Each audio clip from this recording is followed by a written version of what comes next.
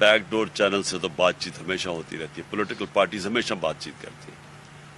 लेकिन मुझे कोई नहीं नज़र आ रहा कि इसका कोई नतीजा निकलेगा, क्योंकि मुज़ाकरात किस चीज़ के लिए, हमने किस चीज़ के लिए करना है? हम इलेक्शन चाहते हैं, इलेक्शन चाहते हैं मुल्क के लिए, इलेक्शन चाहते हैं कि ये चोर जो अपने सारे बार बार केसेस ख़त्म करते जा रहे हैं, 1100 अरब रुपए के मुल्क में डाका जो मारा वो केसेस सारे निकाल रहे हैं, मुल्क नीचे जा रहा है, तो हम इलेक्शन चाहते हैं। आज आप देख लें बरतानिया में, मैं सिर्फ आपको मिसाल दे रहा हूँ, बरतानिया के अंदर वो उनकी प्राइम मिनिस्टर ने रिज़ाइन कर दिया,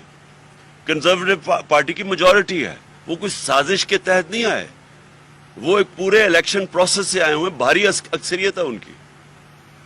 ऑपोजिशन कह रही है इलेक्शन करवाओ, हालांकि सिर्फ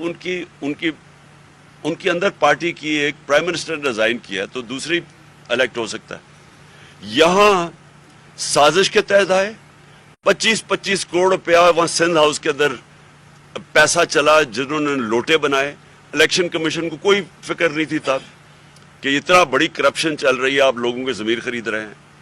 और फिर आके इकोनॉमी उन्होंने तबाह कर दी, और फिर अपने करप्शन केसेस बचा रहे हैं, जो कभी हुआ ही नहीं है। कि ये होता ही नहीं है जमहूरियत में कि आप कानून बनाएं और उससे खुद ही फायदा उठा लें, ये होता ही नहीं है कहीं, वो मजाक हो रहा है। हम इसलिए कह रहे हैं इलेक्शन करवाओ क्योंकि एक ही रास्ता है इस वक्त जब पाकिस्तान तेजी से दलदल में नीचे जा रहा है, एक ही तरीका है उसमें से निकालने का। तो हमारे लिए कोई मुज़ाकरात सिर्फ इधर तक अहमियत है कि इलेक्शन हो, लेकिन मुझे पूरा यकीन है कि इन्होंने इलेक्शन नहीं करवाने, ख़ास तौर पे इतनी कोशिश करके इन्होंने तैयार हमारे कमज़ोर से कमज़ोर हलकों पे इलेक्शन, जब वो भी हार गए हैं तो मुझे अब कोई उम्मीद नहीं है इलेक्शन की। और इंशाल्लाह मेरे ख्याल में जुमे को मैं अनाउंस कर दूंगा अपनी